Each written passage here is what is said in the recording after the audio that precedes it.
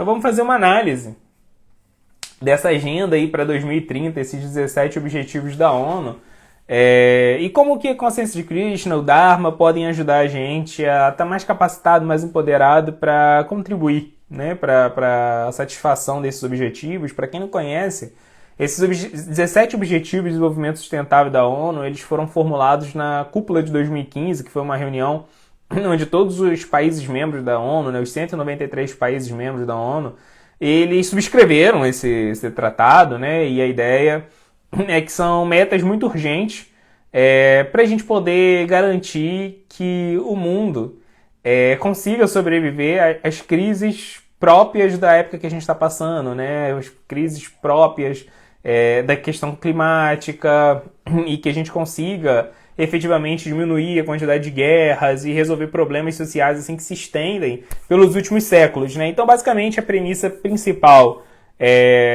dessa agenda de 2030 é que tem uma série de objetivos que todos esses países membros eles têm que cumprir, ou pelo menos parcialmente cumprir, né? Se esforçar para cumprir o máximo possível esses itens, né? Que fazendo isso a gente está garantindo duas coisas, né? A gente está garantindo a sobrevivência da humanidade para o próximo século, e a gente está garantindo que até o final desse século a gente vai conseguir resolver alguns problemas, ou pelo menos mitigar alguns problemas cruciais da humanidade, em que a gente já tem recursos suficientes para resolver eles agora, né? Eram problemas que poderiam ser justificáveis no século XVIII, XIX, XX, mas não são agora.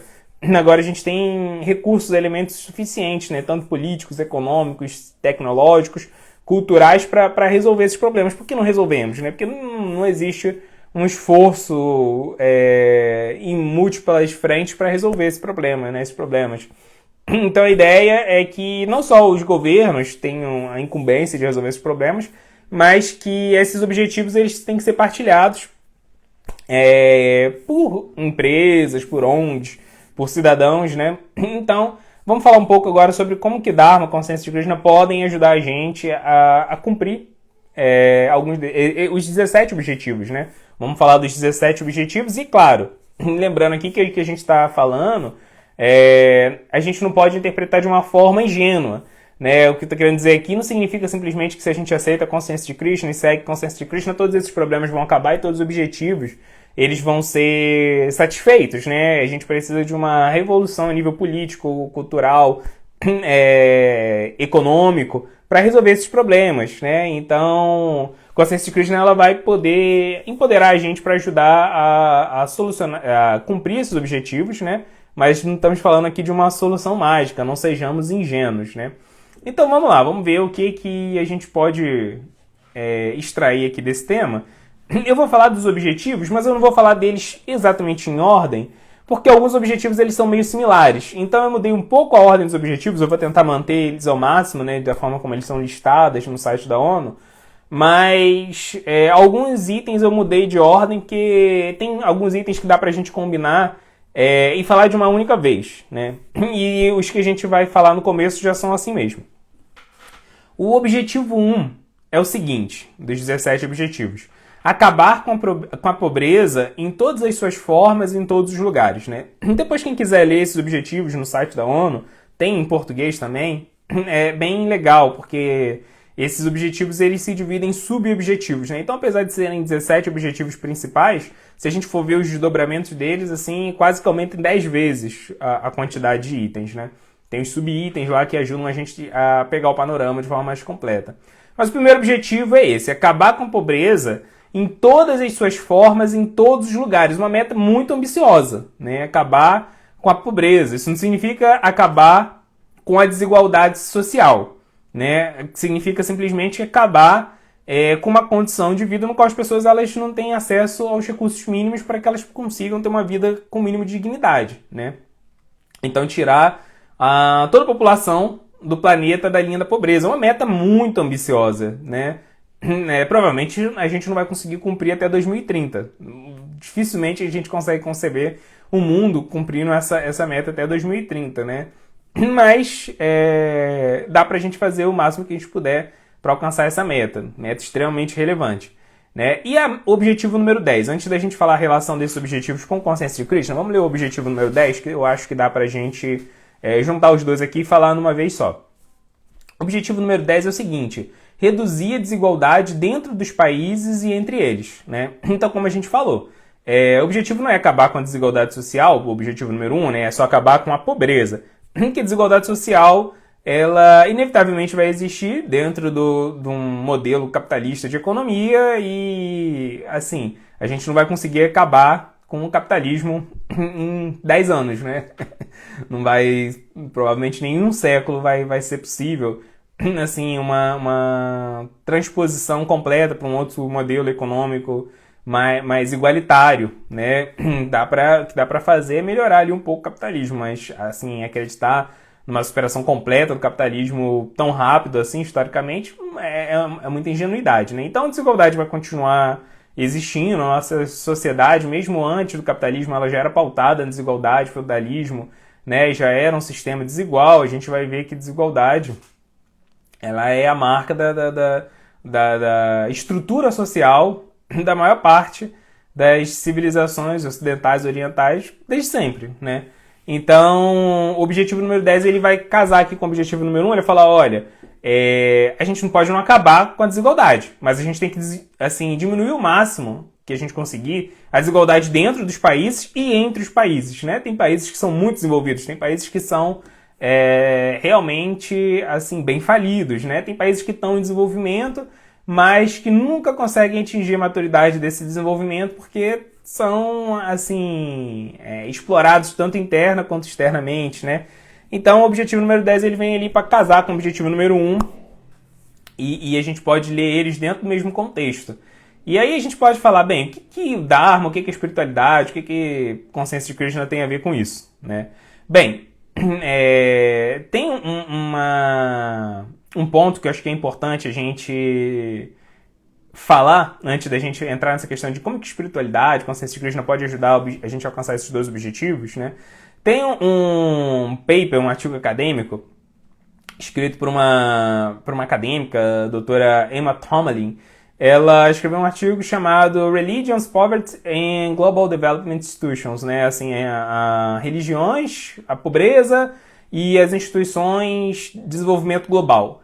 Né? Nesse artigo, que foi publicado na Nature, né, assim, um dos journals, um dos periódicos acadêmicos mais reputados, ela prova que muitos das FBOs, assim, das organizações baseadas em fé, ou seja, das organizações privadas que estão ligadas à religiosidade, muitas delas, muitas vezes, são usadas como instrumento do neoliberalismo. Elas acabam, muitas vezes, assim, conscientemente, né, involuntariamente, ampliando as desigualdades sociais no mundo, apesar delas fazerem ações sociais, né? Então, assim, não significa porque uma organização religiosa tá ali promovendo distribuição de alimentos para as pessoas pobres, ou então eventos de caridade, cuidando dos pobres em vários níveis, que está ajudando a acabar com a pobreza, porque, né, assim, muitas dessas FBOs, elas são bancadas por empresas, elas têm uma relação, assim, muito estreita com empresas, e muitas delas apoiam o conservadorismo político, econômico, né? Então, existe aí uma ligação entre o conservadorismo religioso e a manutenção da pobreza no mundo, né? Ainda que essas mesmas instituições religiosas, elas combatam a pobreza, assim, os sintomas da pobreza, né? Assim, ajudam lá o pobre, mas no final da conta estão ajudando, ao mesmo tempo que estão combatendo os sintomas, estão ajudando a fortalecer a causa. Então isso é uma coisa que a gente precisa ficar ligado, né? Assim, conservadorismo político e econômico sempre vai levar a uma manutenção do status quo, então vai sempre levar a uma manutenção da pobreza no mundo, que é a situação que a gente enfrenta no nosso cenário hoje em dia, né? Nosso cenário geopolítico. Então, a gente tem que entender que o Dharma vai ter que atuar de uma forma mais profunda do que a mera ação religiosa na sociedade, né? Bem, então o Dharma, ele vai, com certeza, se a gente vê, assim, todas as elaborações sobre Dharma, nos textos védicos, nas Upanishads, Bhagavad Gita, a gente vai ver que o Dharma está estritamente ligado, né, com essa ideia de caridade. Mas o Dharma, ele vai além, né? Ele não apenas, assim, incentiva a caridade nos indivíduos, mas o Dharma, ele tem que provocar uma verdadeira mudança na mentalidade, né, daquelas pessoas que aderem ao Dharma, daquelas pessoas que estão vivenciando o Dharma. O Dharma, ele tem que provocar na gente uma nova visão de mundo. A gente tem que... Porque o Dharma, ele é o desejo manifesto de Deus nesse mundo. Quando a gente segue o Dharma, A gente está cumprindo deveres que, na verdade, foram determinados por Deus para a gente, para o nosso crescimento pessoal. Então, se conectar ao Dharma também significa se conectar a Deus, a psicologia de Deus, ver o mundo através dos olhos de Deus, né? Então, assim, quem segue o Dharma não deve apenas se tornar uma pessoa moralista, uma pessoa que segue ali um checklist de itens morais e um deles é ir lá e dar sua caridade mensal. Né? A pessoa tem que transcender isso, na verdade ela tem que transcender uma visão material de mundo, né? Gradualmente, e criando uma visão espiritual da realidade, uma visão espiritual das outras pessoas, dos outros seres, né? Ver os outros através dos olhos de Deus.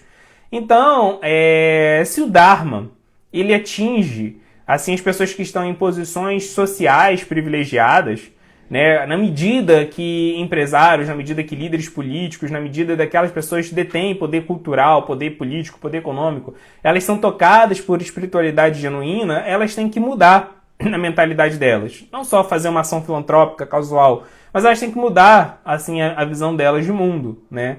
Mudar a visão de mundo significa que elas que estão em posições privilegiadas, elas podem mudar a forma de fazer política, de fazer economia, de fazer cultura, de fazer educação, de agir socialmente, né? E isso sim pode levar a uma ação efetiva para erradicar a pobreza, não só para atacar os sintomas da pobreza, né?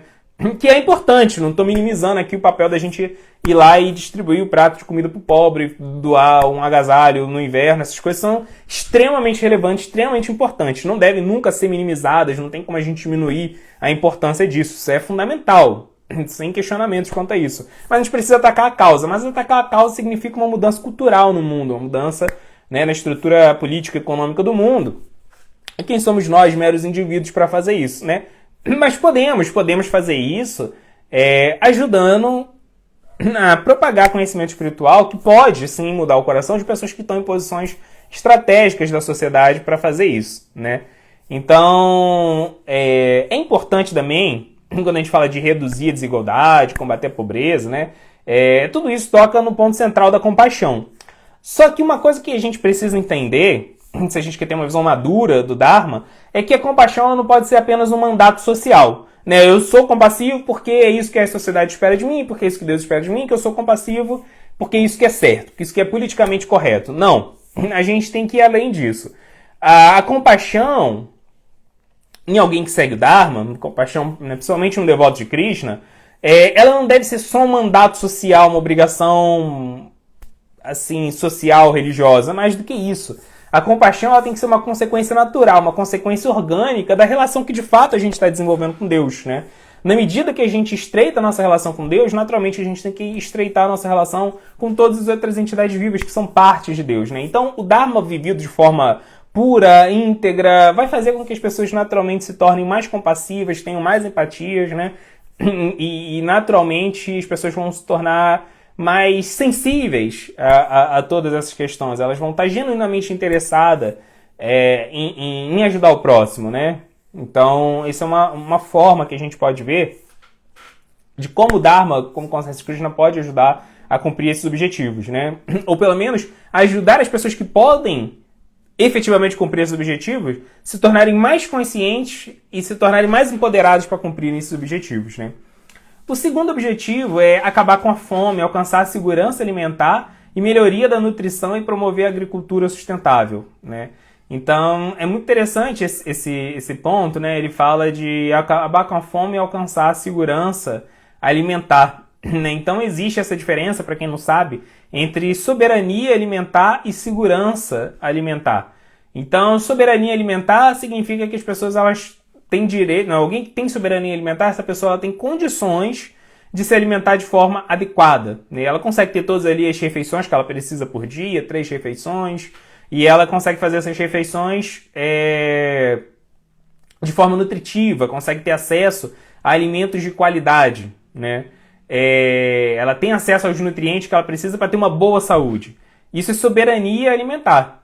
Agora tem a segurança alimentar. Segurança alimentar significa que você pelo menos come o mínimo que você precisa comer para poder manter a sua produção de energia no corpo, assim, né? Que você está garantindo a segurança do seu corpo. Você pode não estar comendo comida efetivamente saudável, você pode não estar cumprindo ali sua cota vitamínica todo dia, mas pelo menos você está comendo 3 vezes por dia e está comendo o suficiente para não passar fome, para não morrer de fome, né? Para não ficar fraco por causa da fome, por aí vai. Então isso é segurança alimentar. Então vejam só, esse item aqui não está nem falando só. Esse item, esse outro objetivo aqui, ele não está nem falando que a gente precisa necessariamente acabar com... levar a soberania alimentar para o mundo todo. O mundo todo vai comer de forma nutritiva. Porque a gente não vai conseguir isso em tão pouco tempo. Mas esse item fala de a gente conseguir pelo menos garantir segurança alimentar para o mundo, né? Ou seja, pelo menos as pessoas não morram de fome, né? E para isso, para alcançar esse objetivo, tecnologia não é só suficiente, né? Porque a fome ela é resultado de uma série de processos assim, políticos, econômicos, né? Tecnologia para poder aumentar a produtividade a produção de alimentos no mundo, né? Fazer agricultura de precisão. Esse tipo de tecnologia a gente já tem e está melhorando cada ano, né? Aqui mesmo, por exemplo, em São Paulo, onde eu moro, né? Eu moro em Campinas, interior de São Paulo, aqui existe muito investimento nisso. A FAPESP, que é o nosso principal órgão de fomento aqui, científico em São Paulo, investe muito nisso. A nossa própria universidade, a universidade que eu trabalho, que é a Unicamp, recebeu um aporte ano passado de 6 milhões para poder investir em pesquisa nessa área. Então, assim, tecnologia para aumentar a produtividade agrícola no mundo existe e está sendo usada. Mas a fome ela não vem só disso, ela não vem só da nossa incapacidade de produzir alimentos, né? Ela vem muito de uma forma que a gente tem de gerir a distribuição desses alimentos, né? E ela está muito relacionada a coisas muito simples, como, por exemplo, desperdício, como falta de consciência social das pessoas que detêm a maior quantidade de alimentos, né? Então, os alimentos, a má distribuição de alimentos, ela também se deve a um problema cultural, ela se deve a um problema social profundo. Então, uma coisa que a consciência cristã pode fazer é tirar a alienação que a gente tem desse processo, né? Porque, de uma forma geral, a gente é alienado para a questão sobre como funciona a fome. A gente até se sensibiliza quando a gente vê as estatísticas, né, de fome no mundo. Por exemplo, atualmente, morrem diariamente no mundo 25 mil pessoas de fome. 25 mil pessoas de fome morrendo todo dia no mundo, e desses 10 mil são crianças com menos de 3 anos. Então imagina isso, qualquer pessoa que ouça, qualquer pessoa psicologicamente saudável que ouça isso, vai se sensibilizar, vai ficar, né, chocado com isso, mas depois a gente esquece, depois a nossa sensibilidade a isso, ela passa, né, a gente emerge assim nas atividades do nosso cotidiano, que a gente tem que fazer no dia a dia, trabalhar todas as coisas, a gente esquece disso, né, no máximo a gente vai lá e faz uma caridade para alguma ONG que cuida dessas coisas, né, mas a gente tem que ter uma sensibilidade permanente, uma proatividade permanente para lutar com a fome, né. E a gente pode fazer ações locais. Obviamente a gente não tem poder, como indivíduos, a gente não tem poder para agir globalmente, né? Poucas instituições, inclusive, têm poder para agir globalmente, né? O máximo que a gente pode fazer é agir localmente, e isso já é incrível, isso já é suficiente, né? Só que para isso a gente tem que ter uma sensibilidade, uma proatividade permanente, porque imagina, né, o que é morrer de fome, imagina o que é enfrentar insegurança alimentar, né? Então a gente tem que valorizar, a gente tem que ter um alto grau de valorização da vida para não perder nunca a sensibilidade em relação a essa questão da fome, né? A consciência de Krishna, ela ajuda a gente a valorizar mais a existência humana, né? E com isso valorizar, ter mais sensibilidade para se manter proativo em relação a essa questão da fome, não perder essa sensibilidade diante da complexidade do cotidiano. O terceiro objetivo é assegurar uma vida saudável e promover o bem-estar para todas e todos, em todas as idades, né? Então esse objetivo, quando a gente fala de assegurar uma vida saudável, promover o bem-estar, quando a gente pensa em bem-estar individual, isso é uma ideia totalmente artificial, porque não existe bem-estar individual separado do coletivo, né? Quando a gente, por exemplo, vive numa região que sofre desigualdade social, o que acontece é que por mais que a gente tenha recursos, a gente está sujeito a violência e criminalidade por causa da desigualdade social daquela região, né? Então, assim, o bem-estar individual é uma ideia muito equivocada. A gente só consegue ter uma vida plena, uma vida saudável, uma vida segura, se a gente vive num ambiente onde aqueles que cercam a gente também estão gozando, né, minimamente desses recursos, né? Então, por exemplo, se a gente tem acesso a boa educação, mas as pessoas do lugar onde a gente vive não têm acesso à educação adequada, o que acontece é que, basicamente, aquele lugar provavelmente vai entrar em colapso, né? A gente não vai ter, por exemplo, mesmo pensando de forma egoísta, a gente não vai ter acesso a bons serviços de qualidade, porque as pessoas que vivem naquela região não vão conseguir estar preparadas, treinadas para poder prestar um bom serviço, né, de forma privada ou pública, e por aí vai, né? Se a gente for saudável e o ecossistema de onde a gente vive não for, então vai ter um colapso ambiental, a gente com certeza vai sofrer as consequências disso. Então, a consciência de Krishna, ela vai criar na gente esse forte senso de coletividade, né? Verdadeiro bem-estar depende disso, depende desse senso de coletividade, né? Outro ponto, né, é que quando a gente fala de bem-estar, bem-estar também demanda bem-estar psicológico, né? Então não basta só eu atender assim, as necessidades físicas e sociais de alguém para garantir que essa pessoa tem bem-estar psicológico, né? E tanto que a gente vê que pessoas que têm assim, muito acesso a recursos econômicos, que gozam de boa saúde, muitas vezes têm assim, problemas psicológicos muito sérios, vivem deprimidas.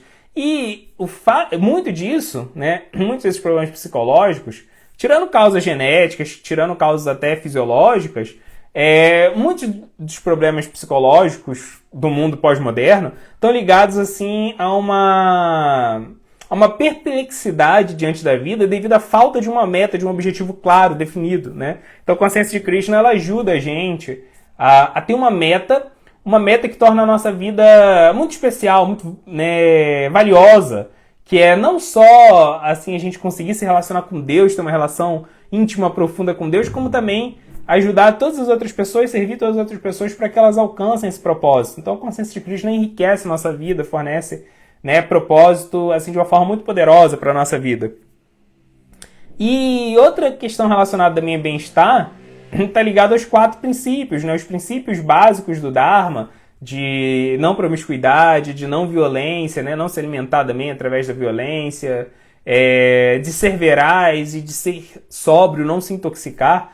Todas essas coisas, elas ajudam a gente a alcançar um estado de bem-estar tanto físico quanto social, né? Imagina numa sociedade onde a gente não violenta a natureza, onde a gente não é violento com os outros, onde a gente não é violento com o nosso próprio corpo, onde a gente é veraz, onde a gente não assim se envolve com jogatinas, onde a gente não consome entorpecentes que podem aumentar a nossa taxa de acidentes, nem degradar a nossa saúde precocemente, onde não existe, né, promiscuidade. Assim, obviamente, isso vai tornar a sociedade um lugar mais estável, com mais bem-estar, né?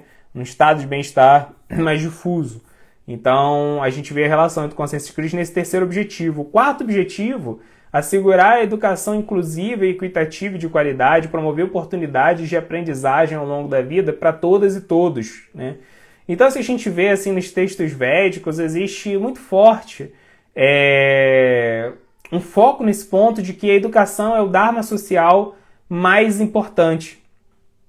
Então, assim, reconhecer a importância da educação deveria ser algo natural, deveria ser algo assim automático para aqueles que entendem o Dharma. Na verdade, a educação é o Dharma que possibilita a plena execução de todos os outros Dharmas, né?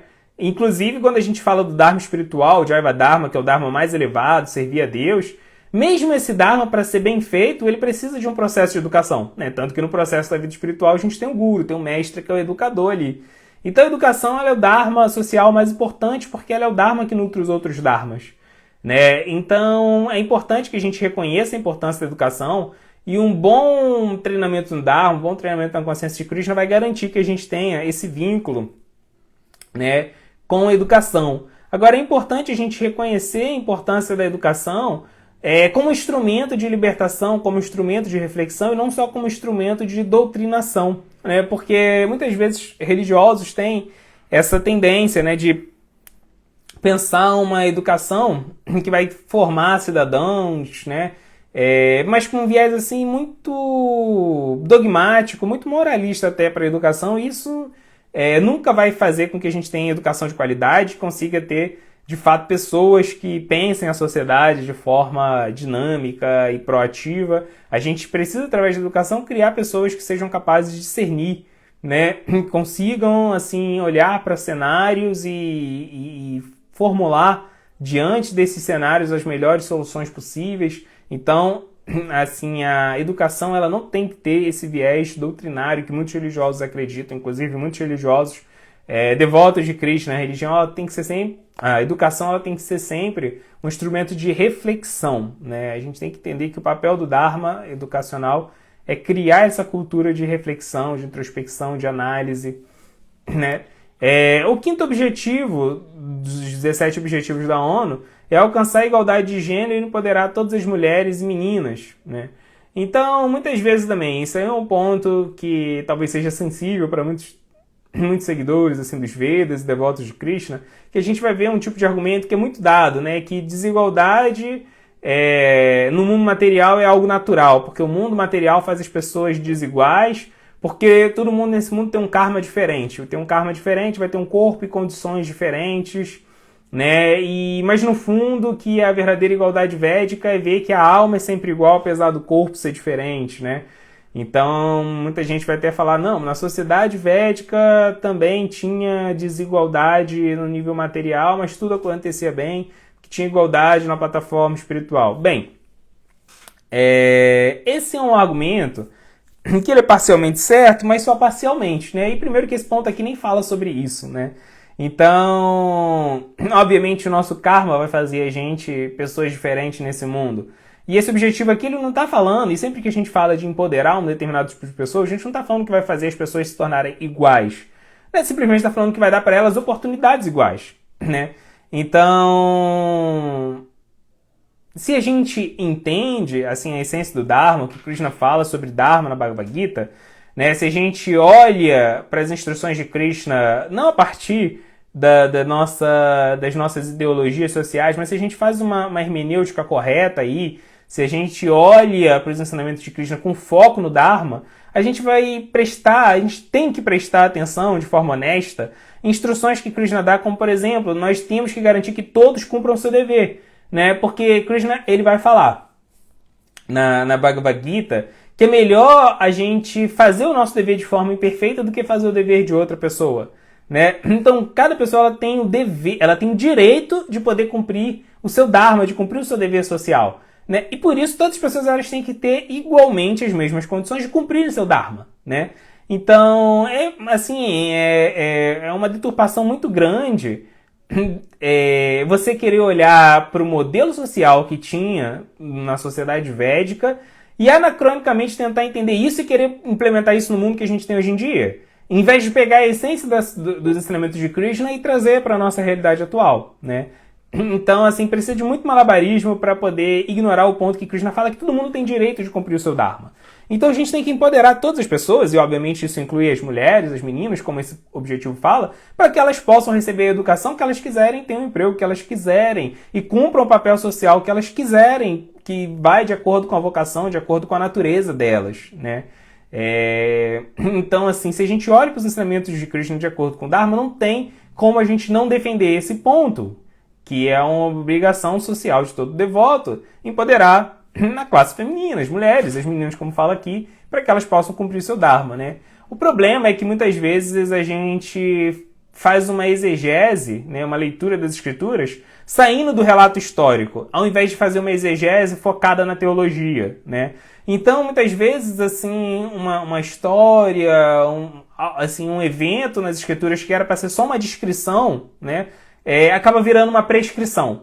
Então tá falando, olha, na época de Krishna as coisas aconteciam assim. Aí Krishna vai lá e dá uma instrução espiritual. Aí, em vez da gente focar na instrução espiritual que Krishna tá dando, a gente vai lá e resolve que a gente tem que copiar o modelo cultural social da sociedade onde Krishna vivia. Sendo que o próprio Krishna não fala isso na hora que ele vai lá e faz uma exortação espiritual, né? Então isso é um erro assim, teológico muito grave que muitas vezes a gente comete na nossa exegese. Transformar uma descrição numa prescrição. O sexto objetivo é assegurar a disponibilidade e a gestão sustentável da água e do saneamento para todas e todos, né? Então, o Dharma e a consciência de Krishna também ajudam a gente a ver a água não apenas como um recurso que a gente pode explorar, mas ver a água como parte da energia de Deus e ver assim, os reservatórios de água desse planeta como lugares habitados por deidades, né? Inclusive, se a gente faz uma análise histórica bem crua, bem superficial, a gente vai ver que o período da Revolução Industrial ele é coincidente, né, o despertar, assim, o grande processo de aceleramento da Revolução Industrial ali no século XIX, ele se dá juntamente, né, com o desenvolvimento da cosmovisão moderna, que é uma visão de mundo desencantada, né? Se a gente olha para o mundo antigo, no mundo antigo, nas mais diferentes culturas, as pessoas viam o mundo de uma forma encantada. Elas olhavam para a montanha e acreditavam que tinha o Deus da montanha, o espírito da montanha. A montanha era mágica, era sagrada, era especial, era importante a partir de uma perspectiva espiritual. Elas olhavam para o rio e viam que no rio tinha a deidade do rio, por isso elas tinham reverência pela água do rio, tinham gratidão por receber aquela água. E a gente vai ver que no século, a partir, né, do século XVII, mas culminando no século XIX, existe o fortalecimento dessa visão moderna, de tentar entender o mundo só pelo prisma da racionalidade, deixando de lado essa visão encantada do mundo, né? Então a montanha agora não é mais um lugar sagrado, não é mais assim um lugar habitado por uma divindade graciosa. A montanha agora se torna um monte de recursos que a gente pode usar para fazer o que a gente quiser, para a gente ter o conforto que a gente quer, para a gente ter o tipo de vida que a gente idealizou. Né? Então, a consciência de Krishna devolve pra gente um pouco dessa sensibilidade, dessa capacidade de ver o sagrado, de ver o mágico, de ver o transcendente nesse mundo imanente. Não ver as coisas só como recursos, né? Então, isso ajuda a gente a naturalmente ter uma relação ali mais sagrada com a água, né? Agora, um outro ponto é que quando a gente fala de assegurar disponibilidade, gestão sustentável da água, saneamento para todos, né? Muitas vezes a gente ignora esse fato, porque pode ser algo que acontece distante da gente, mas muita gente não tem acesso a saneamento e água potável, né, no mundo. E muitas vezes quando a gente pensa uma solução para esse problema, a gente pensa uma solução muito vertical. Né? A gente pensa assim que bem, os governos, as instituições, a academia vão pensar soluções e vão ali misericordiosamente aplicar essas soluções para essas comunidades que são desprovidas de água ou saneamento, né? Mas muitas vezes a gente se esquece do ponto básico de que essas comunidades elas podem não ter acesso a esses recursos, mas muitas vezes essas comunidades conhecem bem, conhecem muito melhor do que a nossa capacidade de análise política ou acadêmica, as próprias regiões onde eles vivem, eles têm muito a contribuir para criar a solução. Né? Então muitas vezes a gente olha para essas comunidades apenas como vítimas e a gente não olha para elas como parte da solução. E muitas vezes a gente pensa muito em soluções globais, mas a gente não pensa em soluções locais, né? Onde a gente tenta analisar caso a caso, comunidade por comunidade, ouve a comunidade, envolve as pessoas ali que estão vitimadas por aquela situação, tornando elas, empoderando elas para ser parte da solução, né? Então, muitas vezes a gente faz isso porque a gente ignora o valor daquelas pessoas que a gente está vendo ali apenas como vítimas, apenas como estatísticas, né? Agora, a consciência de Krishna, quando ela ilumina a gente e faz a gente entender os projetos de Deus para esse mundo, ela torna mais fácil da gente perceber como todo mundo faz parte do plano redentivo de Deus, né? Deus tem um plano para redimir, para salvar o mundo, e todo mundo faz parte, todo mundo pode ser instrumento desse projeto, né? Inclusive aquelas pessoas por quem a gente não dá nada. Então, é importante a gente criar esse tipo de integração e essa valorização das comunidades locais. Inclusive tem um projeto da ISKCON, né, do movimento Hare Krishna, que é a Govardhana Eco Village, que já ganhou o prêmio, inclusive, da própria ONU, por fazer ali um projeto muito legal de desenvolvimento sustentável e purificação de várias nascentes, né, na Índia. E muito dos ganhos que eles conseguiram foi por causa disso, porque eles trabalharam com as comunidades locais, porque eles empoderaram as comunidades locais. Sétimo objetivo, assegurar o acesso confiável, sustentável, moderno e a preço acessível à energia para todos e todos. Então também, talvez a gente não saiba, mas 1 em cada 7 pessoas no mundo não tem acesso à energia. Isso é uma quantidade absurda, 1 a cada 7 pessoas, né? E a produção de energia que a gente tem, hoje em dia, ela gera 60% de toda a emissão mundial de gás carbônico, né? Então imagina a quantidade de gás carbônico que a gente produz com o tipo de energia que a gente tem. Muitas vezes não é limpa, a maior parte das vezes não é limpa. Imagina quantas pessoas estão desprovidas de energia mesmo assim, né? Então a gente tem que solucionar o problema de aumentar a acessibilidade de energia ao mesmo tempo que a gente tem que fazer isso de forma sustentável. Porque se a gente só aumenta a acessibilidade da energia, mas não aumenta a sustentabilidade dela, vai dar ruim. Imagina mais gente usando energia que não é de forma limpa, né? Mas ao mesmo tempo a gente também não pode deixar essas pessoas sem acesso, né, sem acesso à energia só porque a gente não consegue produzir energia limpa de uma forma eficiente. Então a gente tem que resolver esses problemas de forma conjugada. E uma coisa que a gente precisa entender, né, tem assim as grandes questões relacionadas à disponibilidade de energia limpa e energia se tornar mais acessível, né, assim, em uma escala global. Mas como indivíduos, o que a gente pode pensar é na nossa comunidade, né, assim, de novo, voltando para esse ponto. O que a gente pode fazer para resolver os problemas de forma global é resolver dentro da nossa comunidade, é resolver o problema localmente. E transições energéticas feitas de forma comunitária, elas são muito mais fáceis, né? Então, a gente não precisa convencer o mundo todo a usar energia limpa. A gente precisa se convencer a usar energia limpa e convencer a nossa própria comunidade a usar energia limpa, né?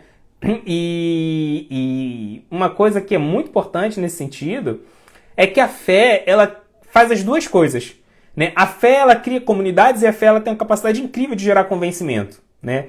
Então, grupos religiosos, grupos ligados à espiritualidade, eles naturalmente vão ter esse poder para convencer seus membros a fazerem esse tipo de transição energética na medida do possível, né? Se eles convencerem esses mesmos membros, que isso é algo relevante espiritualmente, né? E a gente vê, assim, que tem muitas comunidades religiosas que já estão focando nisso. Por exemplo, a Catedral de St. Patrick, né, lá em Nova York. Ela fez uma transição, né, para energia geotérmica apenas, né? Não usam mais nada de energia derivada de combustíveis fósseis, né? E o impacto que isso teve na comunidade de fé deles foi tremendo, né? Porque o pessoal viu o exemplo ali da própria catedral e seguiu o exemplo. Uma coisa muito legal que aconteceu desde 2016 foi o impacto no mundo islâmico. Vários líderes islâmicos mais progressistas assim fizeram um projeto para as mesquitas que eles presidem, que eles dirigem, assim, fazerem transição energética.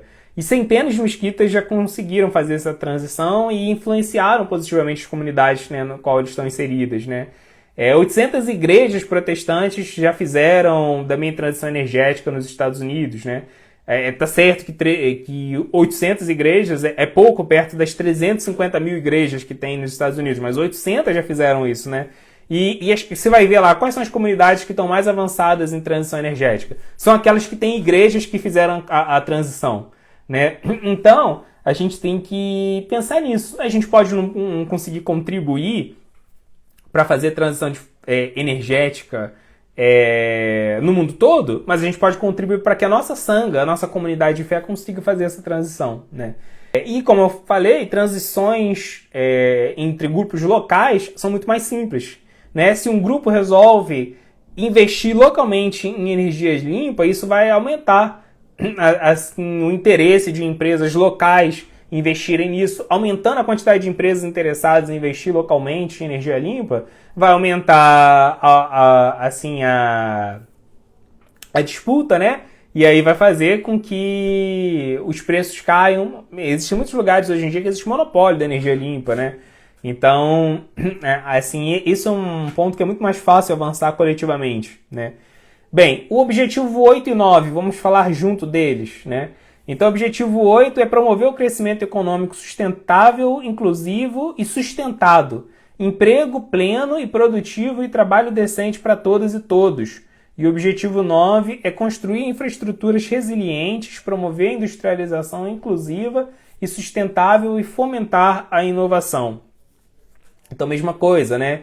Se a gente olha, por exemplo, os ensinamentos que Krishna dá sobre o Vaishya, que era o empreendedor, que era o empresário, que era ali o grande empresário agricultor da época de Krishna, que quem tinha, assim, poder econômico na época era quem estava produzindo recursos no campo, né? E era quem estava gerindo o comércio desses produtos, ali gerindo a distribuição desses recursos, né?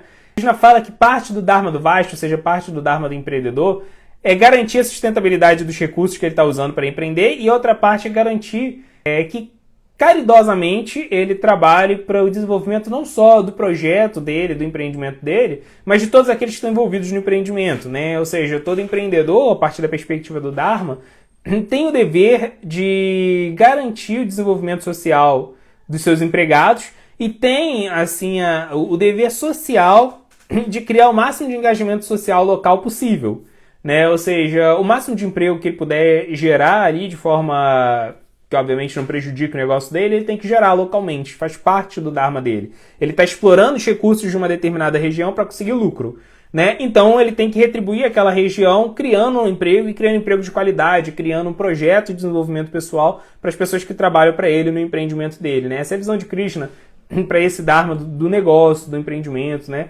Então, pelo menos pessoas que são empreendedores e são conscientes de Krishna deveriam aderir fielmente a esse princípio, né? E trabalhar para o desenvolvimento das suas comunidades locais, né?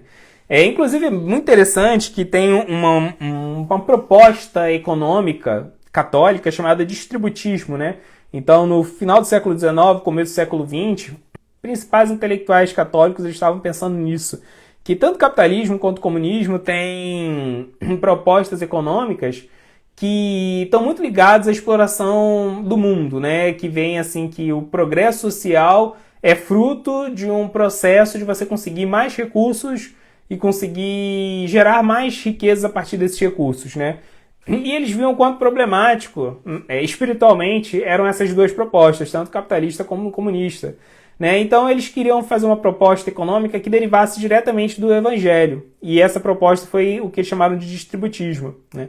E o que um dos preceitos do distributismo é que quando a gente pensa em progresso econômico, a gente não pode pensar só em recursos.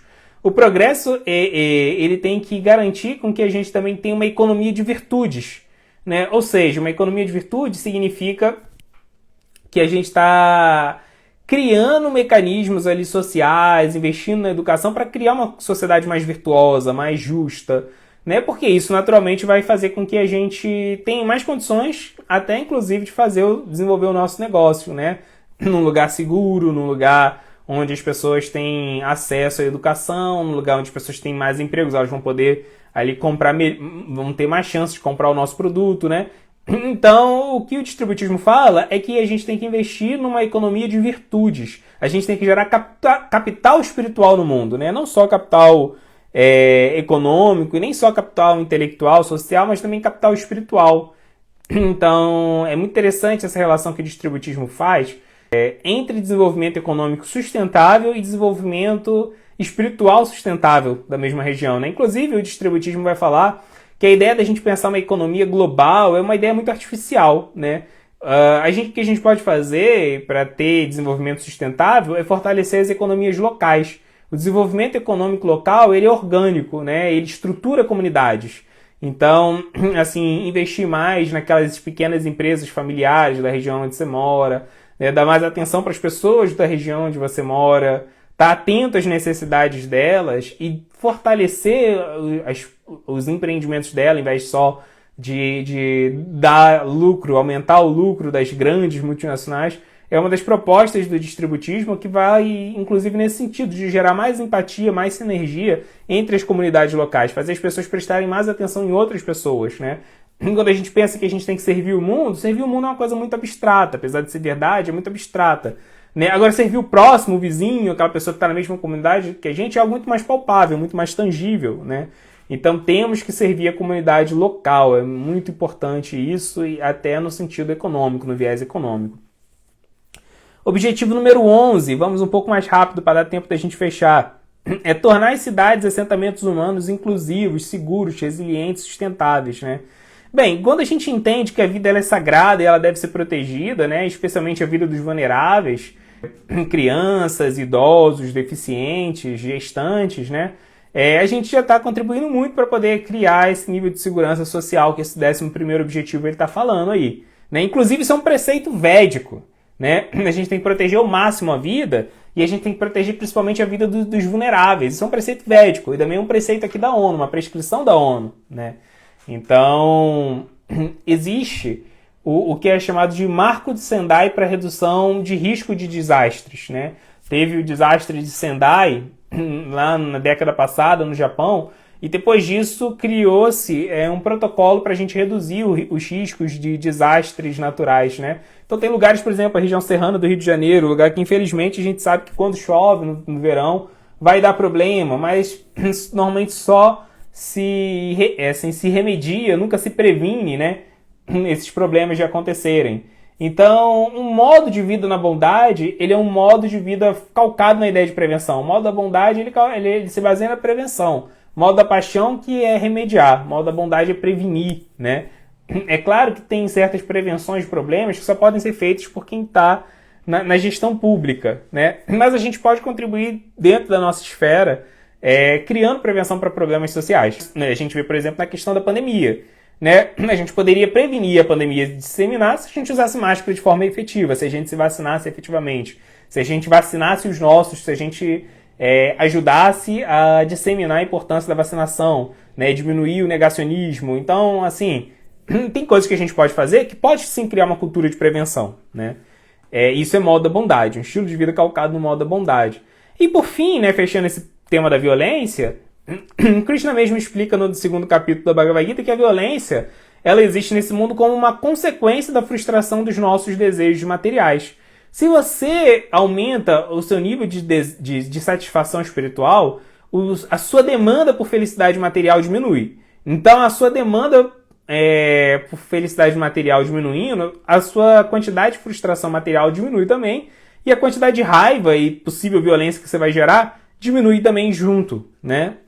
Tanto que a gente vê que mesmo em sociedades onde as pessoas têm acesso assim, a muitos recursos, ainda assim, inclusive recursos educacionais, boa lei, Estado forte, muitas vezes acaba tendo muito crime, muita criminalidade relacionada a problemas pontuais, né? Por exemplo, problemas domésticos, crimes passionais, né? Lugares assim que tem um índice de criminalidade muito, muito baixo. Por exemplo, Portugal, que está sempre entre os 5 países mais seguros do mundo, né? Tem um Estado forte, que é sempre efetivo em implementar leis, assim, para poder reduzir a violência pública. Perfeito, né? Muito bom, assim, o governo de Portugal nesse sentido. Mas vai ver a taxa de crimes passionais em Portugal é alta. Por quê? Porque existe muita desavença entre os casais, né? Portugal ainda é um país muito misógino, muito machista. Então, assim, a consciência de Krishna, ela vai ajudar a gente a aumentar a nossa satisfação espiritual, a nossa compreensão espiritual, e isso vai diminuir naturalmente, organicamente, as nossas demandas materiais e a nossa frustração material e a possível violência material que a gente gera a partir disso. Bem, 12º objetivo, assegurar padrões de produção e de consumo sustentáveis, né? Bem, mesma coisa, né? Assim, bem-aventurança espiritual, felicidade espiritual, diminui, né, a nossa carência artificial por várias necessidades desnecessárias que nós temos, né? A gente tem muitos consumos que são desnecessários e que, à medida que a gente está vivendo, como o Prabhupada falava, vivendo uma vida simples, mas com pensamentos elevados, a gente naturalmente vai estar contribuindo para esse consumo sustentável que esse objetivo aqui está falando, né? Muitas vezes, assim, é algo muito natural. À medida que quanto mais a gente está absorto na vida espiritual, a gente vai percebendo quão fútil eram várias necessidades que a gente tinha, né? Várias necessidades de consumo que a gente tinha. Agora, é importante, quando a gente fala desse 12º objetivo, que a gente evite a nossa zona de conforto de suficiência espiritual, né? Porque muitas vezes a gente pensa, assim, quando a gente já está servindo a Deus, já está servindo Krishna, está ocupado em Bhakti, está seguindo o Dharma, a gente pode pensar assim, não, eu já estou fazendo bastante, né? Tudo bem, eu estou usando plástico pra caramba, mas é para servir Krishna, sabe? Essas desculpas assim, que a gente dá pra gente mesmo, né? Não é para servir Krishna, então tudo bem, passa pano. Não dá para ser assim, né? Dá para servir Krishna de forma sustentável, ecologicamente, né? Dá para servir Krishna com consumo sustentável. Porque Krishna, a gente pode servir Krishna com qualidade ou sem qualidade, né? Então a gente tem sempre que tentar servir Krishna no máximo no modo da bondade possível. O modo da bondade significa sustentabilidade, né? Bem, 13º, 14º e 15º objetivo, vamos falar juntos, porque eles estão relacionados. Então, objetivo 13 é tomar medidas urgentes para combater a mudança climática e os seus impactos. Objetivo 14, conservação e uso sustentável dos oceanos, dos mares e dos recursos marinhos para o desenvolvimento sustentável. E objetivo 15, proteger, recuperar e promover o uso sustentável dos ecossistemas terrestres. gerir de forma sustentável as florestas, combater a desertificação, deter e reverter a degradação da terra e deter a perda de biodiversidade. Então esses 3 objetivos aí estão fortemente ligados à questão climática, que é a nossa grande preocupação no momento, né? Inclusive, existe a possibilidade, ainda que pequena, mas existe inclusive a possibilidade de extinção da humanidade por causa da crise climática, né? Não acho, a maior parte, né, dos acadêmicos não acha que a humanidade vai de fato deixar de existir, apesar de existir sim a possibilidade, né? Mas todo mundo acredita que a sociedade vai sofrer um golpe muito forte nos próximos 80 anos, né? A humanidade pode não deixar de existir, mas com certeza vai viver num estado de miséria e de doença muito maior do que a gente pode conceber agora, né? Negócio bem Mad Max mesmo. Bem, a gente já teve um episódio inteiro sobre ecoteologia, vocês podem procurar no canal do YouTube. Esse episódio de ecoteologia, ele é muito legal, ele foi, assim, acho bem completo, bem satisfatório nesse sentido. E a gente discute lá esses 3 itens que a gente falou agora, esses 3 objetivos, a gente discute lá a exaustão, né? Nesse episódio de ecoteologia. Bem, mas de uma forma geral, só dando uma palhinha desses 3 objetivos aí, a consciência de Krishna já vai fazer a gente ver Bhumi, né, a nossa mãe terra, como uma pessoa, como uma mãe, como uma deusa, como alguém reverenciável, sagrado, né? Vai fazer com que a gente veja todos os seres como alma, né, e o mundo como energia de Krishna, né? Então, assim, a teologia da consciência de Krishna, ela já vai ajudar a gente a ter uma relação pessoal com a natureza, não só uma relação abstrata, né? Então, essa relação pessoal ela é muito interessante. Existem muitos desdobramentos para esse ponto que eu estou falando agora aqui. Nesse episódio da ecoteologia, a gente destrincha esses pontos assim com bastante cuidado, né? Então, dá para ver lá. Uma coisa interessante, só antes de passar para o próximo, para o penúltimo objetivo, é que uma coisa interessante que tem acontecido é que existem muitos relatos, né, de tradições espirituais que têm sido usados assim, como parte dos esforços de preservação ambiental, né? Por exemplo, Israel. Existe uma descrição de Israel no livro de Jó, que descreve as espécies vegetais que tinha lá e tudo mais. Uma parte dos esforços agora, até acadêmicos, para poder garantir assim, a eficiência ecológica, a proteção ambiental de Israel, se baseia nessas descrições do livro de Jó, sobre quais tipos de espécies vegetais floresciam lá no passado e hoje em dia não florescem mais, né? Por aí vai. Muitos lagos no Japão, existem registros dos monges shintoístas de 600, 700 anos atrás, onde eles observavam os padrões da formação de gelo dentro desses rios que eles consideravam sagrados. Então eles consideravam importante, espiritualmente importante, registrar ali a variação, né, desses rios, como eles mutavam com o tempo.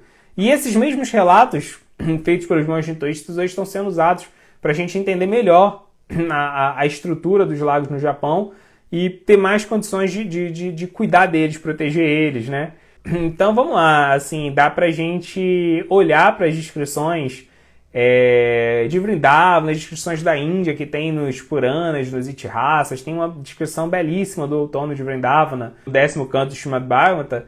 Isso pode ser muito importante, falando assim, academicamente mesmo, pode ser muito interessante essas descrições de vegetação, essas descrições geográficas e dos ecossistemas da Índia que a gente tem nas escrituras sagradas da nossa tradição, né? Como um esforço para preservar mesmo para preservar ecologicamente, ambientalmente a Índia, né? Muito legal. 16º e penúltimo objetivo, promover sociedades pacíficas e inclusivas para o desenvolvimento sustentável, proporcionar o acesso à justiça para todos e construir instituições eficazes, responsáveis e inclusivas em todos os níveis, né? Então é bem importante a gente ver essa questão da justiça, né, e da gente criar instituições eficazes para a manutenção da segurança no mundo, né? Porque, como a gente já falou, né, assim, a espiritualidade ajuda mesmo a gente. Bem, acho que voltou. A maior parte dos países mais seguros do mundo, eles são majoritariamente secularizados, né? E todos os países mais perigosos do mundo são países fortemente religiosos, né? Então não basta ser religioso para garantir que vai estar combatendo aí a injustiça social e diminuindo, mitigando a violência. Tem que ser mais do que isso, né? Tem que ter uma visão espiritual profunda, holística, integrada com a realidade. Então uma coisa interessante, né, que assim a tradição do Dharma vai falar, é que a gente tem que seguir o princípio de Nathihimsa. Nathihimsa significa a mínima violência necessária. Agora, a mínima violência necessária significa que algum grau de violência é importante para a manutenção do bem-estar social, né? Então, isso significa que, por exemplo, se alguém comete um crime, essa pessoa precisa ser punida para garantir a segurança social, né? Então, é importante que a justiça ela seja feita, né? Isso é Nathihimsa. A justiça muitas vezes implica um grau de violência que é necessário, né? Muitas vezes a gente vê que em instituições religiosas existe uma certa assim, passação de pano, né, para líderes religiosos que às vezes fazem atividades criminosas e coisas do tipo, né? Por isso que eu tô falando, só ser religioso não vai garantir que exista justiça. Para garantir que exista justiça, a gente tem que ver Deus e as ações de Deus perpassando toda a realidade, toda a tessitura do corpo social, né? E a gente tem que ver a justiça do mundo, a justiça social, como parte, como uma expressão da potência de proteção divina, né? E a gente tem que, agindo como instrumento de Deus, garantir que a justiça ela aconteça. Claro, justiça equilibrada com misericórdia, né? Inclusive, isso é um ponto muito importante, né? Garantir que exista justiça social não significa transformar as pessoas em justiceiros, né? Então, a espiritualidade do Dharma, ela ajuda tanto a gente a valorizar a justiça, se preocupar com a justiça, entender que a justiça é uma pequena violência para evitar violências sociais ainda maiores, mas ao mesmo tempo ponderar e equilibrar a justiça com misericórdia, né? E por fim, o último objetivo, 17º objetivo, fortalecer os meios de implementação e revitalizar a parceria global para o desenvolvimento sustentável, né? Então essas parcerias internacionais, elas são favorecidas, elas são fortalecidas quando você tem comunidades de fé espalhadas pelo mundo todo. Isso cria um tipo de integração orgânica entre essas comunidades de fé, né? De fé. E uma coisa muito interessante da consciência de Krishna é o movimento de Sankirtana, o movimento de glorificar a Krishna conjuntamente, né? Então, naturalmente, devotos de Krishna, eles vão querer se integrar com outros devotos de Krishna, assim como pessoas que compartilham, né, assim, o mesmo tipo de devoção vão querer ter esse tipo de proximidade, né? Então, a gente vê que esse tipo de comunidade de fé, quando ele vai se difundindo pelo mundo, ele cria uma espécie de integração orgânica entre pessoas que são de países diferentes, culturas diferentes, que têm interesses sociais diferentes, né? Então, obviamente isso não resolve totalmente o problema, isso não cumpre por si só esse objetivo 17, mas ajuda, né? Então, a gente fortalecer os laços com a nossa própria sangha, com a nossa própria comunidade de fé, e ajudar a propagar conhecimento espiritual para que mais pessoas façam parte, comunguem dessa comunidade de fé, ajuda, sim, a criar, em certo nível, um grau de cooperação internacional, né? Para cumprir esse objetivo 17. Bem, pessoal, isso aí foi alguns assim, insights, né, sobre como o Dharma pode ajudar a gente nesse sentido. Não podemos ter essa visão ingênua, né, que como eu falei, isso é só o suficiente, mas isso ajuda bastante, isso pode contribuir bastante, né. É isso, pessoal. A Maria perguntou, mas não é o karma deles? O dos vulneráveis pode interferir? Pode e deve, né? Se o karma de uma pessoa sofrer, nosso Dharma é ajudar aqueles que sofrem, né? Porque, assim, o karma, ele é a manifestação ele é a consequência das nossas ações egoístas nesse mundo, né? Tanto aquelas ações egoístas piedosas quanto impiedosas, elas vão gerar karma. O karma é uma espécie de feedback desse mundo para que a gente aprenda com o mundo, né? Então, muitas vezes, quando a gente sofre para a gente poder ter empatia pelos que sofrem e para a gente aprender o valor de ser ajudado, de ser auxiliado quando a gente está sofrendo, né? Então, se a gente está sofrendo e alguém cumpre o seu dharma de ajudar a gente a mitigar o nosso sofrimento, isso naturalmente vai fazer com que a gente se torne mais sensível à ideia de favorecer outras pessoas, né, de ajudar outras pessoas, de servir outras pessoas da mesma forma que a gente foi acolhido, foi servido, foi protegido no momento do nosso sofrimento, né? Então, assim, pode e devemos interferir no karma, né? Essa coisa de não vou interferir no karma dos outros, isso é viagem, na verdade, assim, né? Tem muita gente que prega esse tipo de coisa, mas não é, assim, o ensinamento que Krishna dá na Bhagavad Gita. Pelo contrário, Arjuna, ele não queria lutar na batalha de Kurukshetra, ele acha que a melhor coisa que ele pode fazer ali é ficar ausente, não interferir naquela batalha, e Krishna fala para ele, não agir também gera ação. Você se equivoca ao pensar que não agir, você está livre do karma. Porque quando você deixa de agir, quando você deixa de tomar uma atitude, o que acontece é que você está deixando de ajudar outras pessoas, né? E pessoas vão sofrer porque você foi omisso, né? Então, o que acontece é que você está gerando karma sim, porque você está gerando sofrimento para todas as pessoas que você deixou de ajudar, que você poderia ajudar e deixou de ajudar, né? Então, não ajudar as pessoas, não ajudar os vulneráveis, não interferir nos sofrimentos dos outros, isso sim que gera karma, né? Servir os outros não gera karma. E o Flávio perguntou quem foi Arjuna. Ele foi um iniciado ou um devoto comum? Podemos dizer que Arjuna era uma corporificação da consciência de Krishna. Arjuna, ele é um associado eterno de Krishna, né? Arjuna, ele é um Sakha, né? Um amigo de Krishna, um amigo íntimo de Krishna no mundo espiritual. E sempre que Krishna vem para o mundo material, para os vários planetas e universos materiais cumprir suas atividades, né? Suas lilas, seus passatempos, manifestam nesse mundo material, alguns dos seus associados, alguns das almas, né, que fazem parte do séquito direto ali de Krishna, descem com Krishna para o mundo material, e Arjuna é um desses, né? Então, quando Arjuna fica iludido, quando Arjuna fica perplexo, quando Arjuna fica amedrontado na Bhagavad Gita, que ele não sabe o que fazer, na verdade ele estava sendo influenciado não por Mahamaya, a grande ilusão material, né, que faz com que a gente esqueça da nossa essência espiritual, que a gente esqueça do Dharma, nada disso.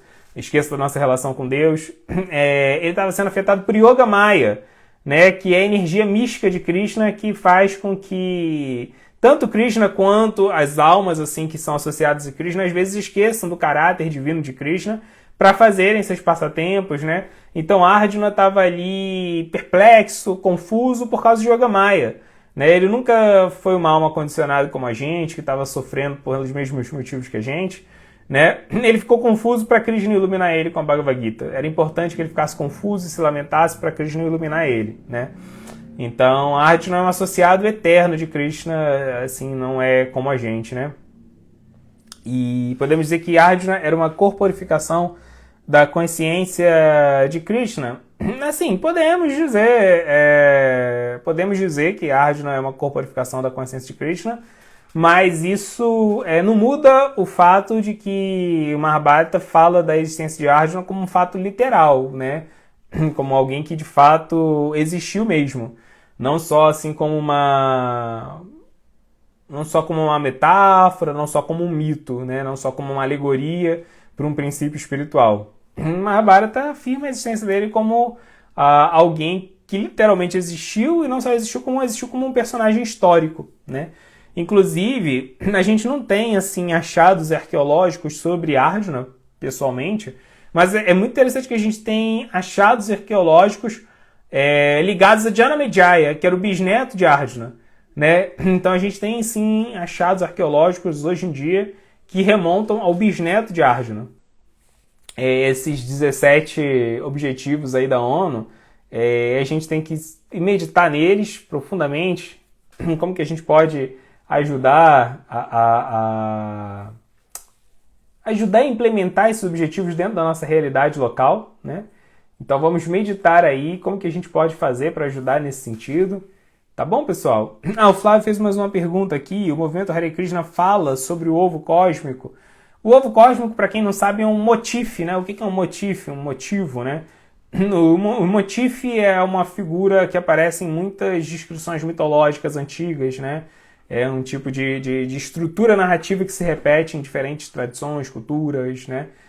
Dentro de uma mesma cultura tem vários mitos que usam aquele mesmo motif, né? Por exemplo, um motif clássico das narrativas védicas é que tem um yogi fazendo meditação, e quando Indra, Deus dos céus, olha esse yogi fazendo essa meditação, ele fica com inveja desse yogi, fica pensando, pô, esse yogi vai ficar mais poderoso que eu. Aí ele cria uma artimanha para ir lá e distrair esse yogi.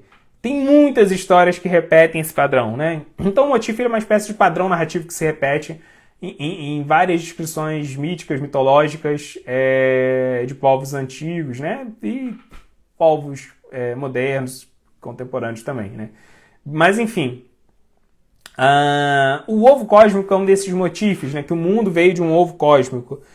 E sim, o ovo cósmico a gente vai encontrar várias narrações assim sobre a criação do mundo, védicas, que remontam a essa ideia do ovo cósmico. Inclusive no Rig Veda, que é o texto védico mais antigo de todos, ele já fala, né? Fala do ovo cósmico, sim. Existe essa ideia, né? Existe a ideia de que Brahma, que é o demiurgo, né? O Deus criador, ele usa o ovo cósmico, ele parte o ovo cósmico em 14 tipos, ele cria 14 tipos de regiões planetárias, né? Como se ele criasse 14 sistemas planetários a partir do ovo cósmico, né? Só que Brahma ele não cria vida, né? Vishnu que é a fonte de toda a vida, Vishnu que é o Deus Supremo, né? Brahma só é o Deus Criador que está ali trabalhando para Vishnu.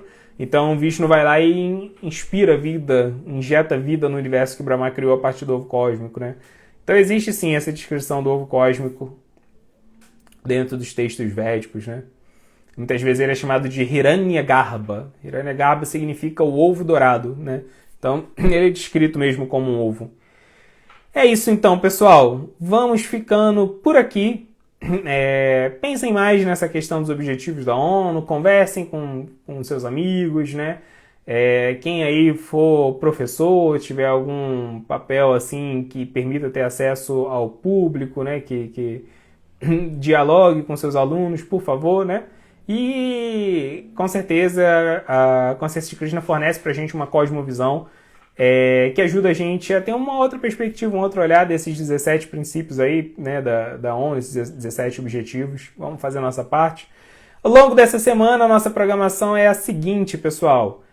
Terça-feira temos episódio novo do Ramayana. Quarta-feira nós temos o último episódio da série Fundamentos do Vedanta, o que é a devoção para o Vedanta, né, segundo o Vedanta. O último episódio da série. Quem não viu a série, é hora de maratonar.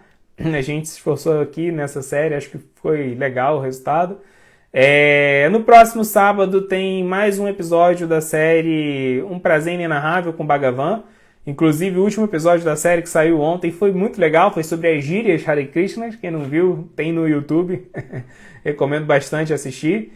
E no próximo domingo tem um bate-papo entre eu e o Nityananda na série Hermenêutica Vaishnava. Vai ser o 6º episódio dessa série de Hermenêutica Vaishnava. A gente vai estar falando um pouco sobre a ideia de verdade absoluta e verdade relativa que tem nas escrituras Vaishnavas, e como a gente entender bem esse princípio ajuda a gente a fazer uma leitura, uma exegese assim bem saudável das escrituras, e ajuda a gente a entender as escrituras de acordo com a perspectiva adequada. Urbano comentou, tá tudo no YouTube?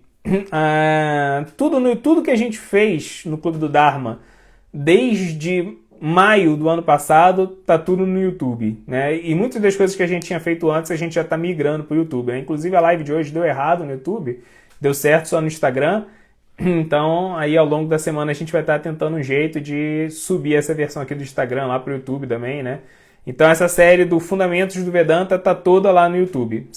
Já saíram 9 episódios e agora vai sair o 10º essa semana. Os 7 primeiros episódios, eles são até bem curtos, né? Variam assim entre 20 minutos e meia hora, que é episódios assim, menores do que a gente faz aqui. Só os 3 últimos episódios que estão aí com 40 minutos, 50 minutos de duração, tá? Mas os primeiros episódios são até mais curtos. Acho que é uma série que vale a pena dar uma olhada, uma conferida. A Maria Rita comentou, muito interessante as gírias de Hare Krishna. Pois é legal esse episódio, porque ele não é só um episódio de curiosidade. Nele, Bhagavan, através das gírias, ele vai construindo uma explicação teológica. Muito legal, pessoal. É descontraído, mas é bem profundo também as lições que o Bhagavan dá nesse episódio. Tá bom, pessoal? Então a gente se vê ao longo da semana. Mais uma vez, muito obrigado. Tenham todos uma ótima semana. Fiquem com Krishna. Hare Krishna.